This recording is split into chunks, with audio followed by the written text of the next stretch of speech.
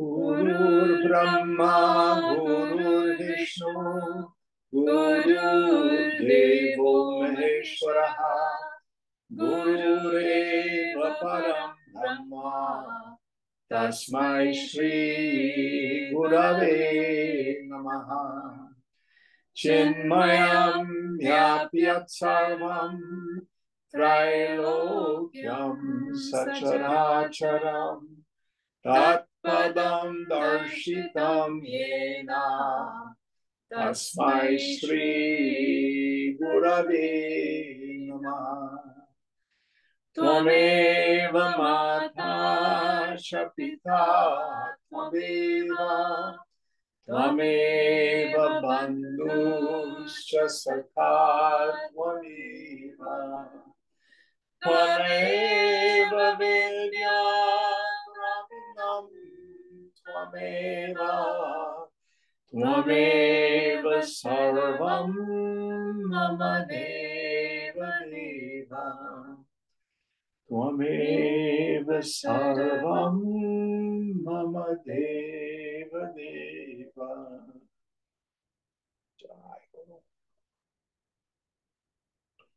Om Sahana Bhavatu Sahana Bhunaktu Sahaviryam Karavavahai Tejasvinavadhitamastu ma vidvishavahai.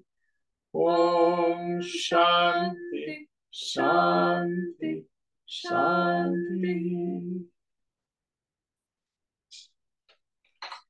So we are still in our second chapter, and what's the title of this one again? The latent tendencies, I believe. Effacement of the latent impressions. Say it louder. On the effacement of the latent impressions. Yes, the annihilation of vasanas, however you want to frame it. And I think you said, what page are we on? We're on page 81, third verse. Yeah. All right. Manasi nashte sati sanskarodho dhakasya bahya nimittasya pratito vasana kshiyate kshinayam cha vasanayam hetva bhavena krodhadi vritya nudayanmano nashyati tadidam manonasha vasana kshaya bantvam. The mind having been dissolved, the external causes which arouse the impressions are not perceived. Hence, vasanas are wiped out. And when the vasanas, the latent impressions, are destroyed, mental transformations such as anger, etc., do not occur due to the absence of their cause. Hence, the dissolution of the mind. So, this is the pair of the dissolution of the mind and the effacement of the latent impressions. So he's been dealing with these pairs of dependencies that keep our bondage in place. And now he's dealing with the latent tendencies, the vasanas, and the need to have what's called manonasha, the destruction of the mind. And again, this does not mean some sort of enfeeblement. It means 3 ideas have been removed. Jiva Bhavana, I think I'm a person. Simultaneous with that is a feeling of being incomplete, of discontent. So the mind posits a goal. The goal only takes two forms, either or sometimes both. I need to fix the world, change people, places, things, and conditions. Or I need to change me. I'm not good enough. I'm not tall enough. I'm not this enough. I'm not that enough. The third element is called kartavya, struggle. I'll be happy when, it'll be better if. Those three ideas. That's the mind. The flow of thought, sense perception in and of itself is not problematic in the end. It's my reaction to it. So, latent tendencies, vasanas. A vasana is an impression left in the psyche as the result of previously performed egoistic actions. It's a subset of sanskara. Not all impressions are problematic, only those that involve I-ness and my-ness. And remember that a vasana has two powers, veiling power and projecting power. Avarana Shakti, Vikshepa Shakti. The Avarana Shakti, the veiling power, is characterized by the non-apprehension of myself as Brahman. Vikshepa Shakti, projecting power, I project a personal sense of self. I think I'm Jim. And along with that comes a goal and struggle. So, manonasha, the annihilation of the vasanas. The two together. You accomplish one, you will accomplish the other. They're just really two ways of describing the same thing. Now, let's see what Vidyaranya says about methodology to accomplish this. Going on. Drishyate tagkraya buddhya iti shuteratmeka atmekyabhimukha vrittir darshan hetutwadi tarukritsna vrittinashamya tattva jnana hetutva mavagamyate sati cha tattva jnane mithya bhute jagati nara visharnada viva dhi vritya nudayadatmascha drishtvena punarvritya nupayoganirithyanagni mano nashyati tadidam manonasha tattva jnana yordvantvam. The Kathopanishad has it that the self is seen by the sharp intelligence. From this Shruti, it becomes known that the mental transformation directed towards the oneness of the self leads to realization. Hence, the cessation of all other transformations is the means to the realization of the truth. When the supreme reality becomes known, the world becomes unreal, and no mental modifications about this unreal world takes place, just as a transformation in the shape of the horns of a man never takes place. Further mental transformation is unnecessary since the Atman is already seen, so the mind dissolves, even as a fire is extinguished in the absence of fuel. This is about the pair consisting of the dissolution of the mind and the knowledge of truth. Yes. So, what is self-realization? Here he clearly says what it is. Mind you, the self does not get realized. The direct experience of I is an eternal factor. It is not gained, it does not change, it cannot be lost. When are you ever not you?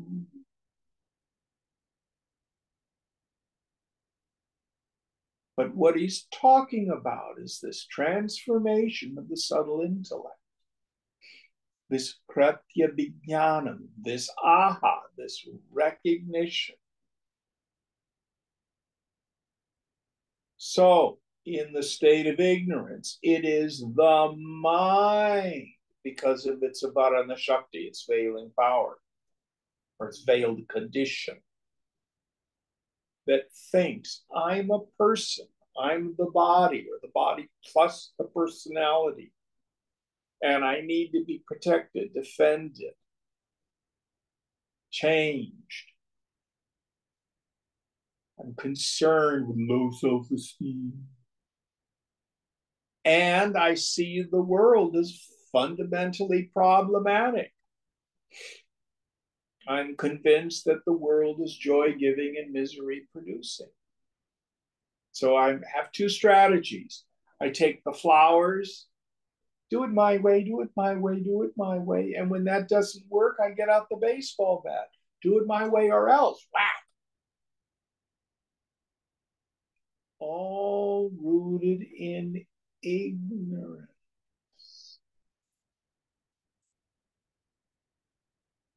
So, what does self-realization give us? First, the firm conviction in the intellect, rooted in direct experience. The mind has been thinned out. How do I thin out the mind? Let go, let go, let go, let go. Mature vairagya. Then introvert the attention.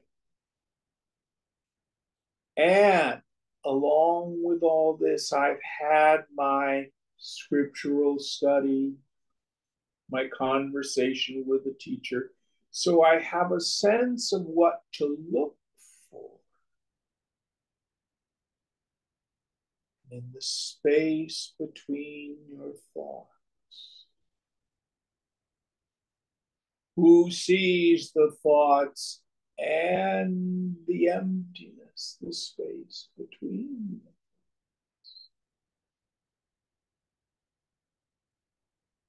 What's there is Chidakash, the vast empty space of pure awareness. The mind gets, I'm not a person. I'm Chidakash. Aham Brahmasmi, I am Brahman. Chidananda Rupaham, my form is bliss, consciousness.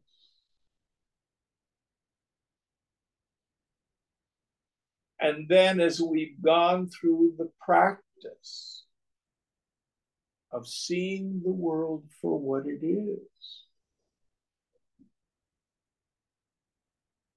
the names and forms are just superimpositions. It's really there as Brahman.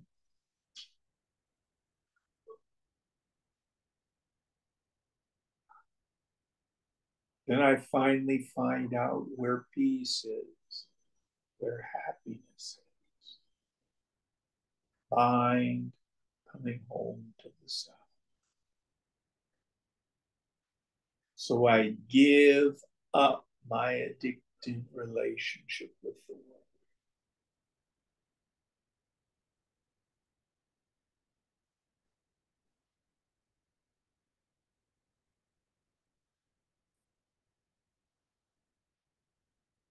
The world is seen at best to be trinkets and baubles, but a hologram.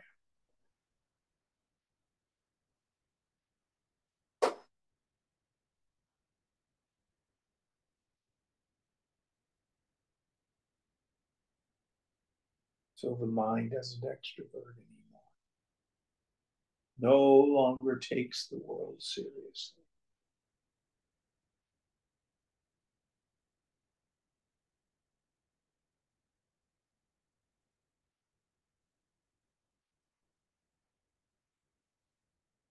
This is being Jivan Mukti. This is the process.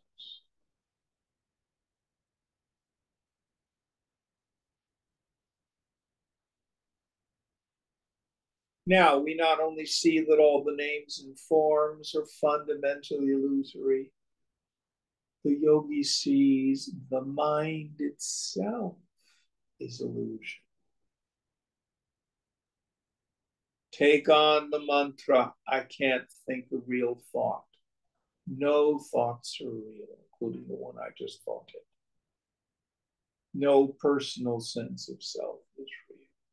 I have no thoughts or feelings of my own.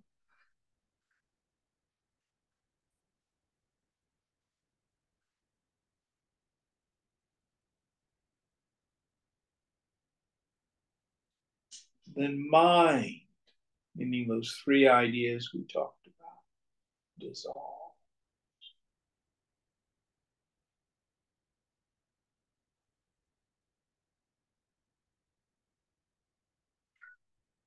Any thoughts or questions about this? Next verse.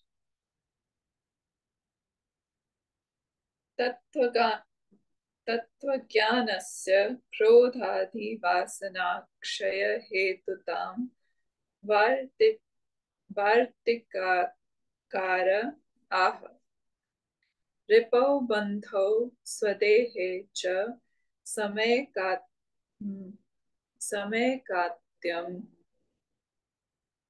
प्रपश्यतः विवेकिनः कुतः कोपः स्वदेहावयो वेश्वश क्रोधादिवासनाक्षयरूपस्य शमादेर्ज्ञानहेतुत्वं प्रसिद्धिम् गुणाः शमादयो ज्ञानाश्चमादिभ्यस्तथा ज्ञाता परस्परं विवर्धेते द्वे पद्यसरसि इव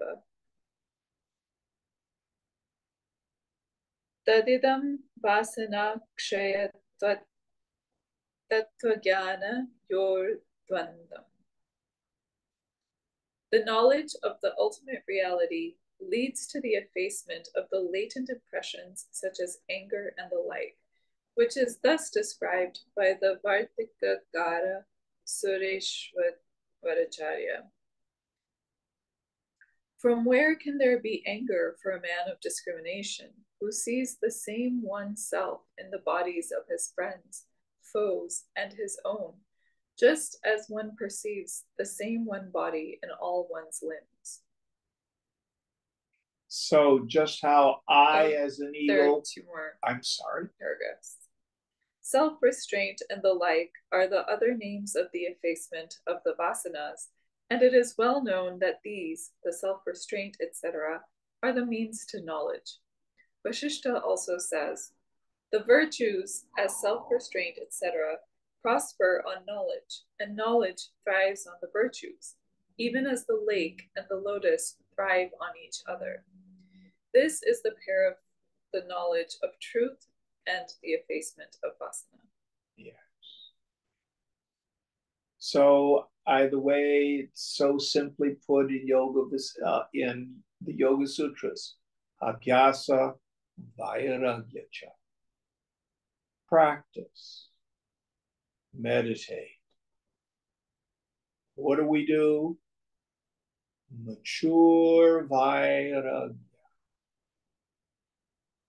which Shankara defines as that desire to achieve it overnight,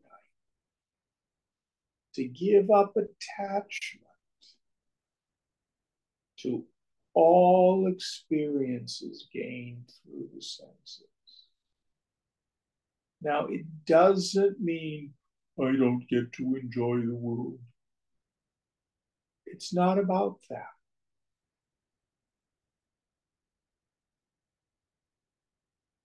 You can go to a museum and see beautiful works of art, but that doesn't mean you want to take them home and hang them on your wall.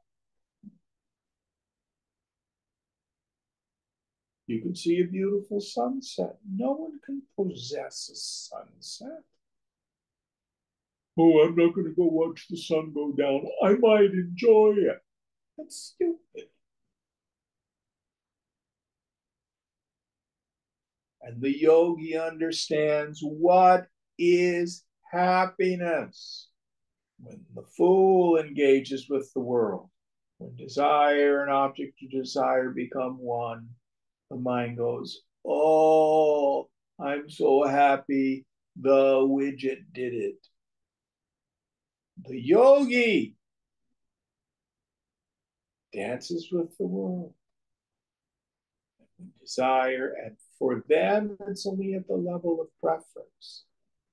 Object of desire become one. The mind stops. Krishna, Krishna, Krishna.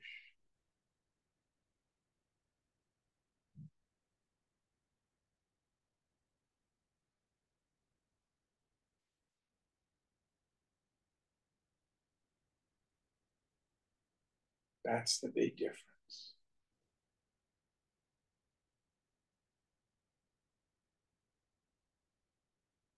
So anger and the like. Will the yogi, the Jivan Mukta, have surface annoyances? Probably.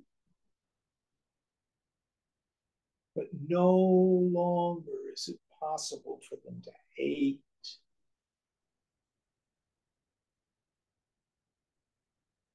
What is anger? Anger is thwarted desire. There's no sense of being a victim.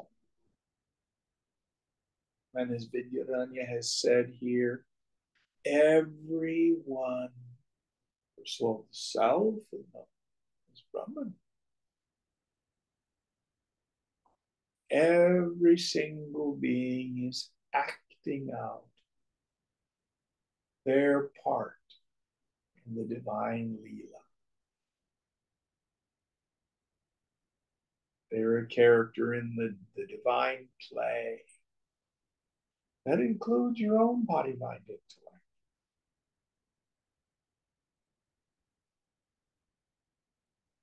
Yogi gives up the compulsion to dominate or control or fix other things or other people.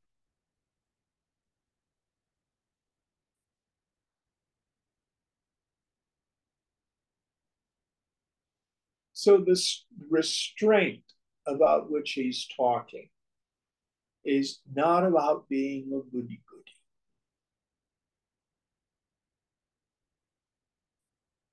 It's a turning away from the world based on deep and profound insight, vipassana.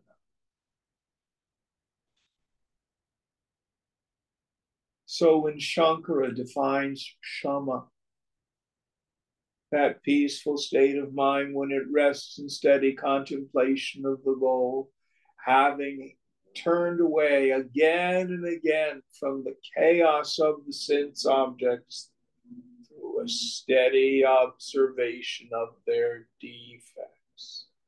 This doesn't mean, oh, sex is dirty, I shouldn't do it. Oh, I shouldn't do this, it's against the Vedas. Doesn't mean that. It's not about being a goody-goody. It's seeing the fundamental impermanence of all form.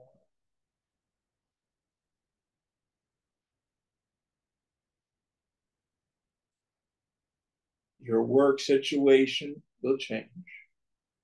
Relationships will change. Your home will change. Your body will change. Politics will change. Governments will change. Everything changes.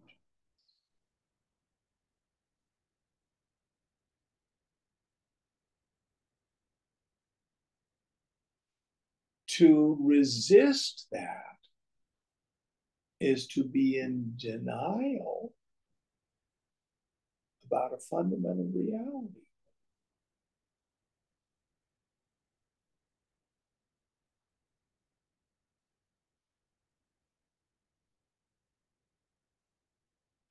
Dictionary definition of acceptance is the acknowledgement of a material fact. We start with a deep acknowledgement. Jagan Nitya. All the world's illusory. Anitya, not eternal.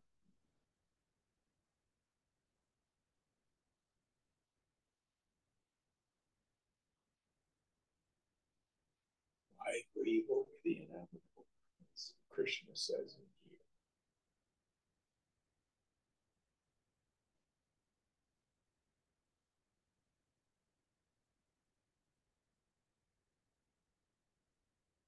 And the yogi has the deep rooted conviction based on experience that my happiness is not dependent on external circumstances.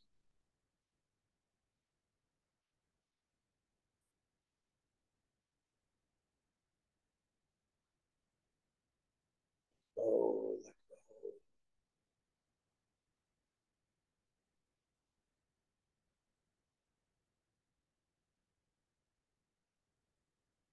Second half of Vairagya, that desire to give up identification with any form of self. No personal sense of self is real. If I think I'm a person, I'm deluded. If I think I'm a person, Jiva Bhavana, the mind will present some problem to be solved. Yoga says, drop the problemer.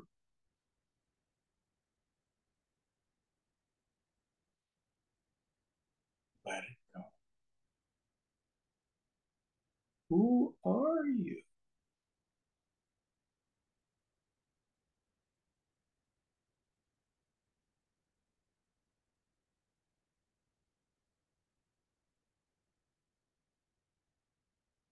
Next verse. Tattva-jnanadinam trayanam sampadane sadhanamah tasmadraghava yatnena paurushena vivekina bhogecham duratastaya gatva trayametat samashayate. The ways to attaining the three means, the knowledge of truth, etc., are described thus. Therefore, O Raghava, a discriminating man should, with resolute endeavor, give up the desire to enjoy and resort to these three, i.e., the knowledge of truth, the dissolution of the mind, and the effacement of the vasanas. So it's paradoxical. It says we should give it up. Isn't that what he said? Yeah. So in the beginning, we identify as a mumukshu, a seeker after truth, a jinyasu, a seeker after knowledge.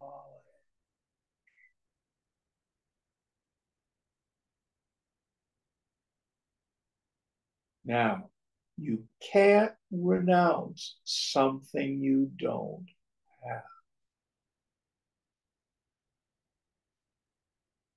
Swami Tejomayananda used to say, I woke up this morning and I renounced being president of the United States. It's nonsense.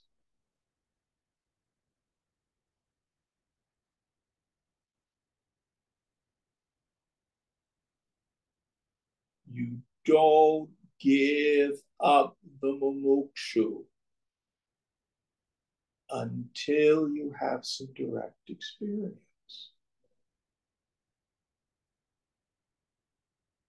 Then, even the spiritual desires have to go.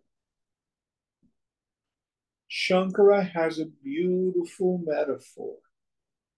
So you have to imagine the funeral pyre with a corpse on it, and that's the corpse of the ego. And the person doing the cremating has a stick. That stick is your mumukshutva, your desire for liberation. And it stirs the fire until the corpse of the ego is cremated completely. Then you throw the stick on. In the end, we have to quit trying to be a realized person. That is like the person getting ready to commit suicide and they think, I can't wait till I see Aunt Mary at my funeral. She knows it's her fault and she's going to just be terrible. Oh, I'm going to enjoy watching her at my funeral. Wait a minute. If you're dead, you won't be at your funeral. Nobody attends their own funeral.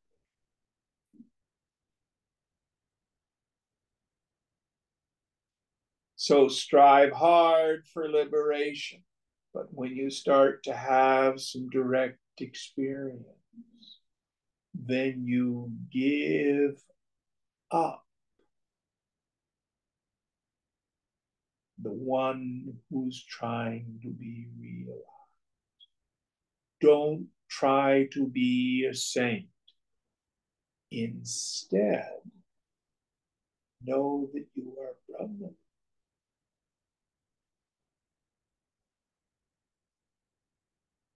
Look inside, you see great Mahatma. No.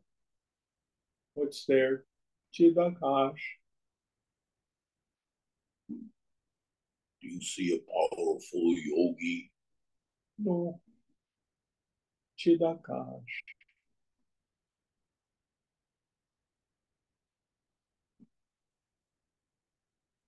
And leave the disposition of the body, mind, intellect up to the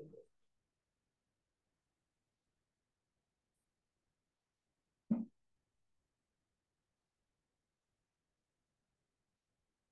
Other people on the outside may say, oh, there's Aditi.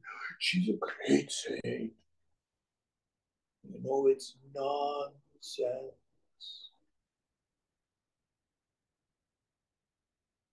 You know you're not a person.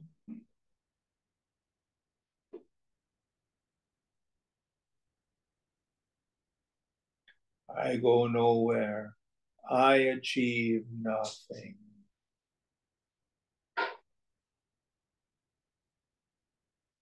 I have given up all struggle.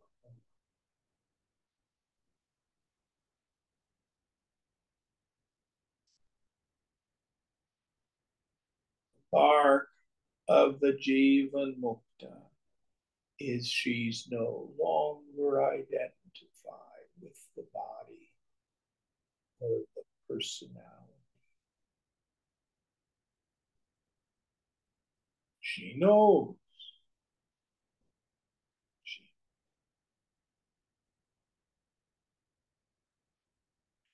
This is very subtle teaching for advanced students. This is not what we teach beginners.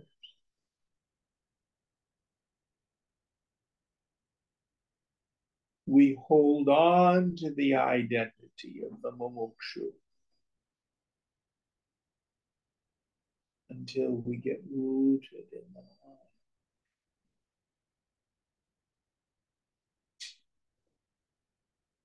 But if you're trying to be a realized person, if you're trying to have some exalted wackadoodle experience,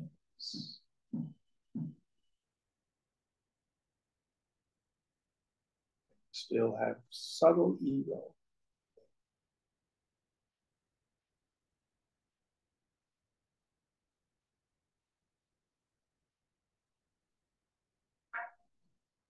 No personal sense of self is real.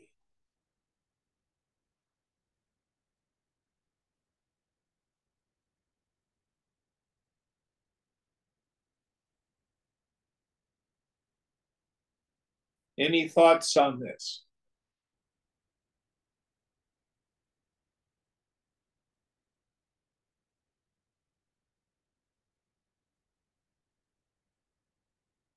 So in the end, it's not that all the doubts are gone and I can say, aha, now I, Jim, know it. I got it.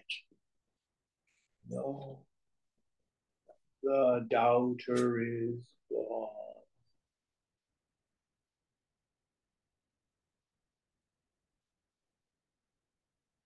Here's the self. Here's the ego. Oh, I want to be realized. I want to be realized. I'm working very hard. I want to be realized. We think it's going to be, aha, I got it. And it's, I want to be realized.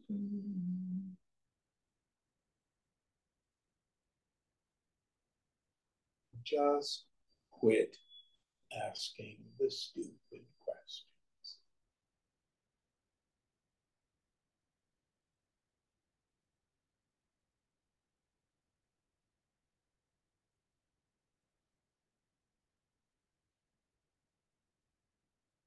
Next verse.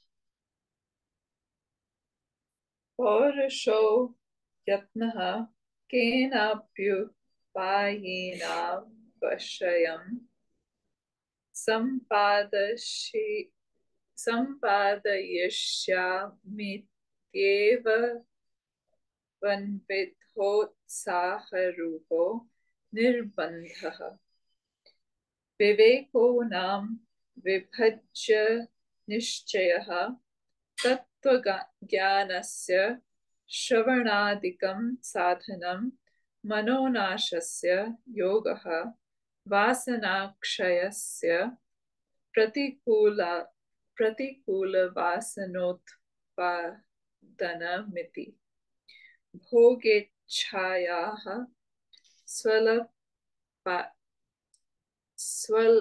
स्वल्पाया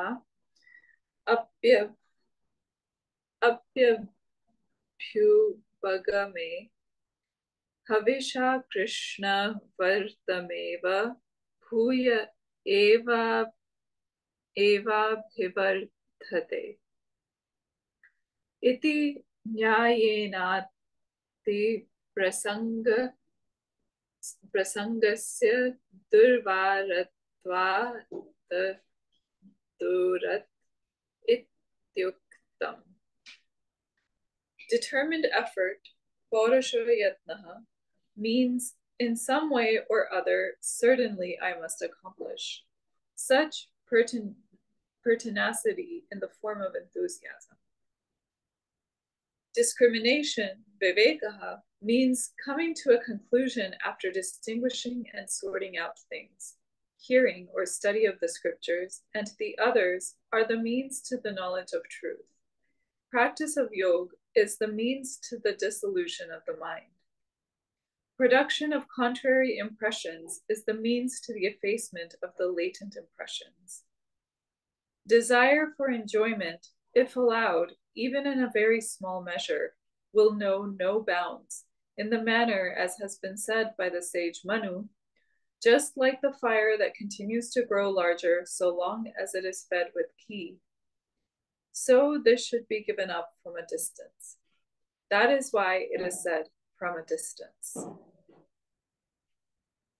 So here again, he's backing up a bit and he's talking about the means for the attainment of knowledge. So let's parse this a little bit. So read the first idea again. Determined effort means in some way or other, certainly I must accomplish.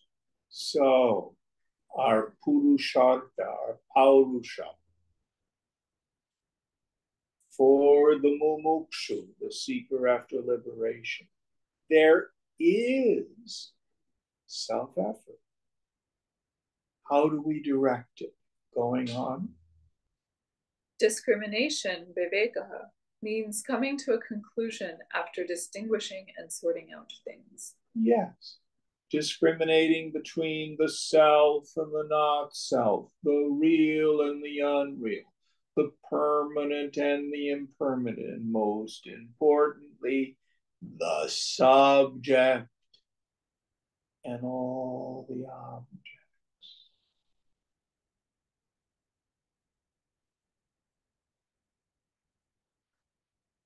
No personal sense of self is real. Drop it.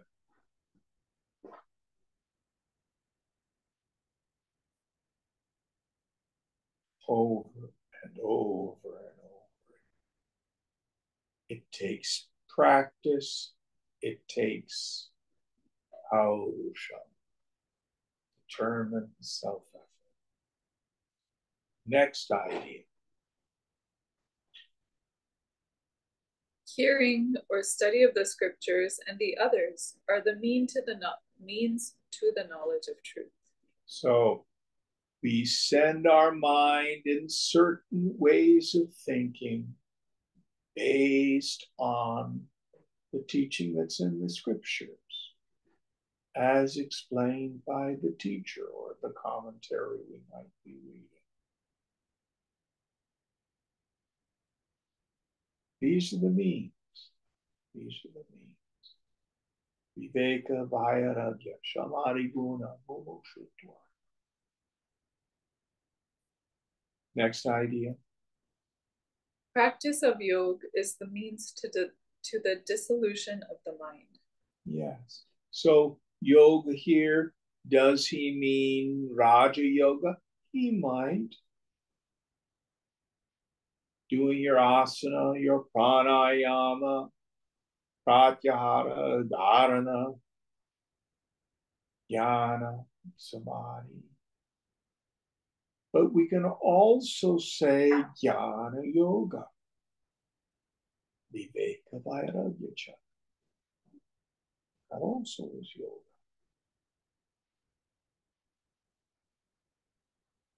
Next idea. Production of contrary impressions is the means to the effacement of the latent impressions. Yes. So what I do is contrary thinking, contrary action. Oh, I'm so angry at so and so. I can't believe they said this. I can't believe they did that. Well, here's your assignment. Pray for them.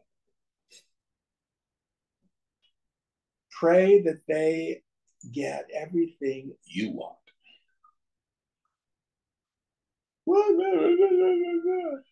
Pray for them. Oh, I'm so frightened. Doom. The world is so scary.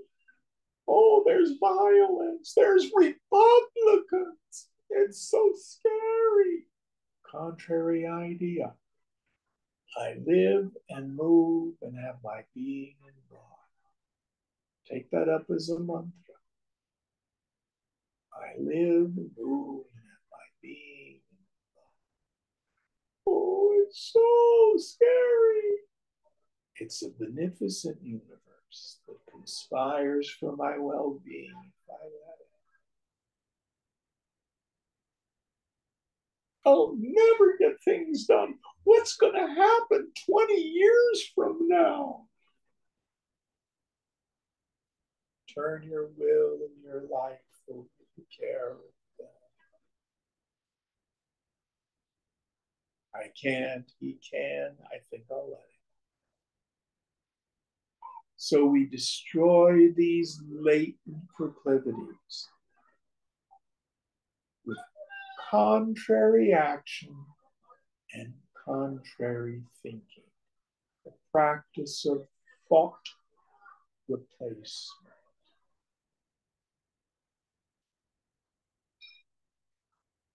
Any thoughts on this? It takes effort. Paurusha. This is tapas. The mind resists change. Next idea. Desire for enjoyment, if allowed even in a very small measure, will know no bounds, in the manner as has been said by the sage Manu, just like the fire that continues to grow larger so long as it is fed with ghee. So this should be given up from a distance. That is why it is said from a distance. So some of our proclivities are so powerful. Discrimination alone is not enough. What we need to do is get a distance away from them.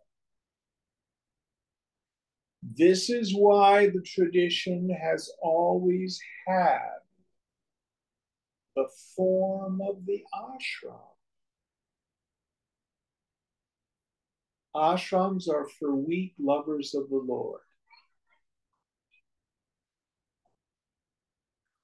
If I cannot restrain myself from indiscriminate revelry with the objects of the senses, for a time leave the world.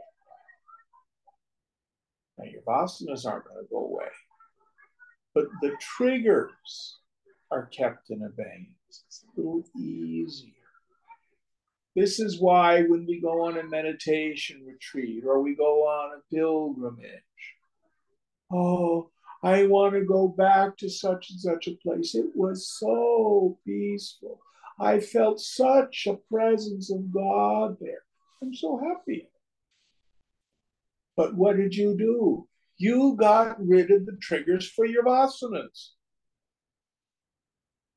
They were at a distance. I promise you, you go live in the ashram for several years, and all the same relationships will emerge. Because they're never outside. But it can be helpful. I'm not saying to avoid the world. You know if you have an addictive relationship with something.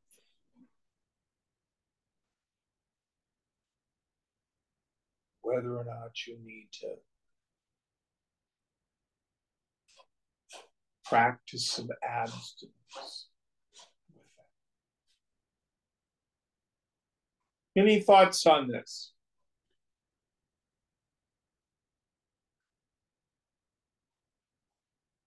Next idea.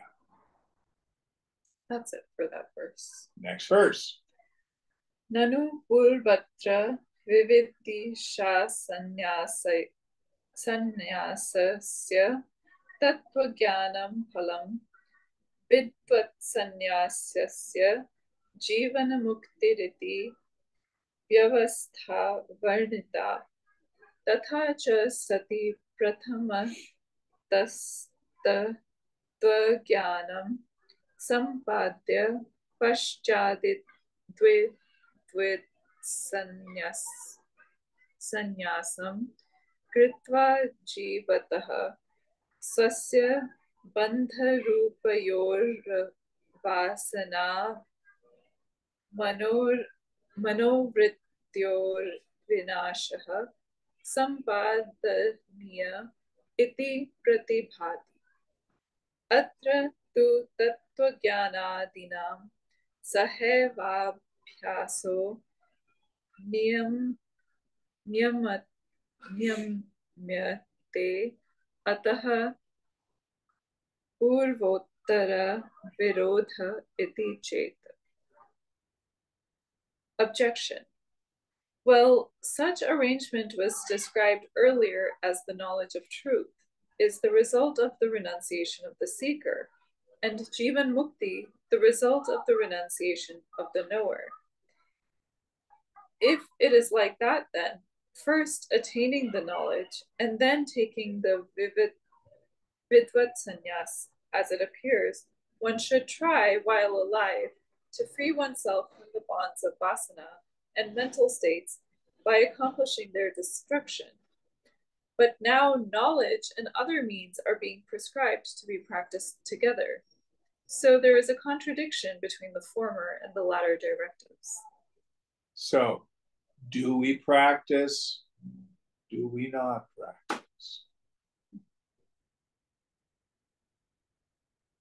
There seems to be a contradiction. Let's see if Vidyaranya resolves it. Next verse.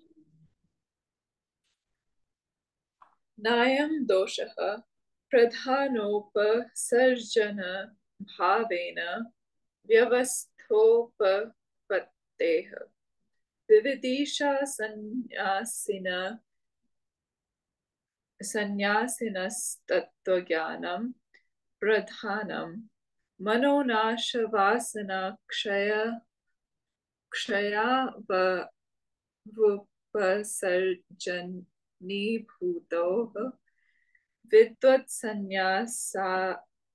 sannyasinastu tadvaiparithyama ataha sahabhyasa abhayatrapya viruddha na cha tattvajnanotpattimatrena kritarthasya kimuttara kalinenabhyasa prayaseneti shankaniyam Jivan Mukti Prayojana Nirupenena Pariharishyama Anatvat. Reply. No harm in this. Their compatibility can be shown from the standpoint of principal and subordinate relationship with each other. For the seeker of the knowledge of truth is essential, and the dissolution of the mind and the effacement of the impressions are secondary. For the knower, it is just the other way around. So there is no contradiction in the simultaneous practice of the three means in both the instances. It cannot be doubted as to what purpose will be served by the consequent endeavor to practice the means when one has accomplished everything through the attainment of the supreme knowledge alone. For we will show the usefulness of this for the purpose of Jivan Mukti and thereby settle the doubt. So, let me see if I can give a worldly example. You take out your phone and you call an Uber to get home. Once you've arrived home, do you call an Uber to get home. Do you? No, Why? because you don't need it. You're home. Yeah. So strive hard to know yourself. Strive hard to efface your vasanas. Strive hard to let go of your attachment to the world. Why? So that you can realize your self-nature. But once you've realized your self-nature, no amount of practice will give you more knowledge of the self. So I have some students whose knowledge is pretty rooted. And then they say, oh, I'm going to go take a meditation retreat. Fine. When they come back, I usually ask the question, do you know more self now? No, Jim. Did the self change? No. What happened? Mind stays. Mine got very quiet, very nice. What's happening now? Oh, I'm back at work. Mind stays. Did you lose yourself? No, Jim.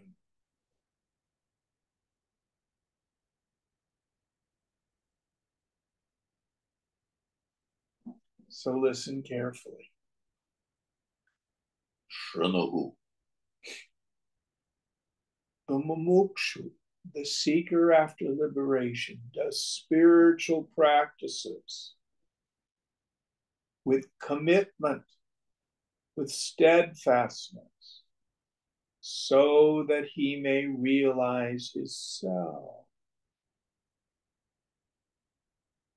The Jivan Mukta may also be seen to be doing spiritual practices. They do not add to her knowledge of the self. Why is she doing them? Because for her, it's the highest form of worldly pleasure. I revel in the halls of Vedanta because I enjoy it.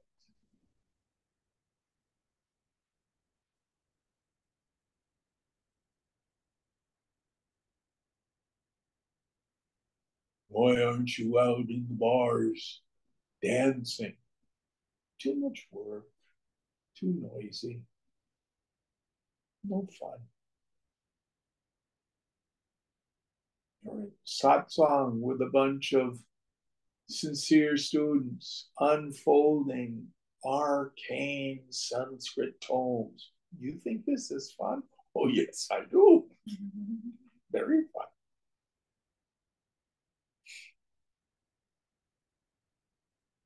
But not for everybody. Does it add to one's knowledge of the self? No.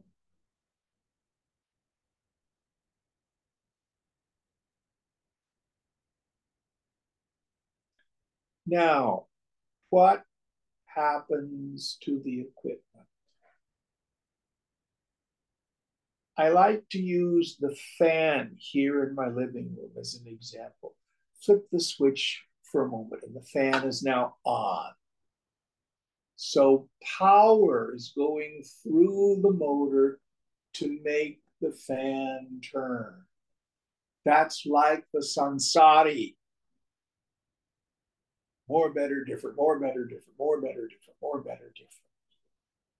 Now, when knowledge dawns on the mind, flip the switch. All of the juice is gone. Hey, wait, but the fan's still turning. Wait, don't worry. prarabdha karma. It's still turning, but there's nothing moving it anymore. It's just inertia. It's slowing down. Yeah. Oh, Guruji, now that she's very old, she's getting so very pure. Wearing out. It slows and it slows and it slows. But finally, it stops. And you're dead.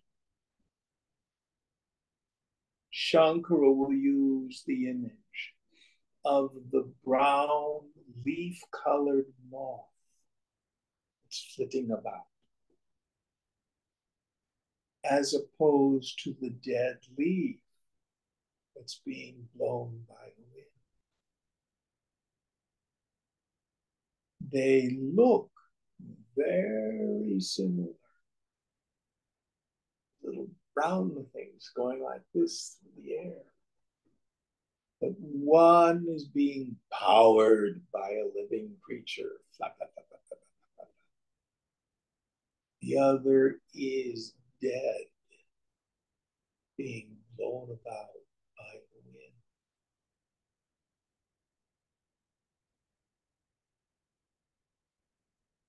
So the karma is dead in the person of steady wisdom. Yet the wind of the desires of other people and the force of the past keeps the equipment flitting about. Apparently. But there's no desire in that.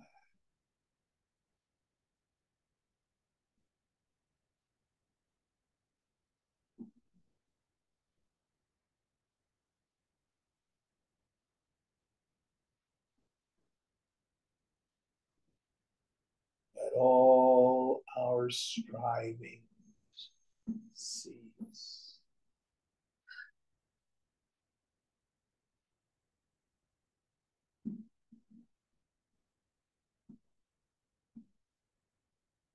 Nothing to be given up, nothing to be taken up, nothing to be accomplished,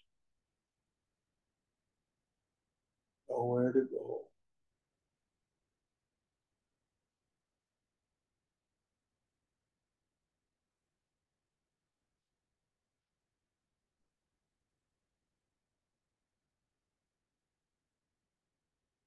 As the Hebrew psalmist says, rest in the Lord, wait patiently on him.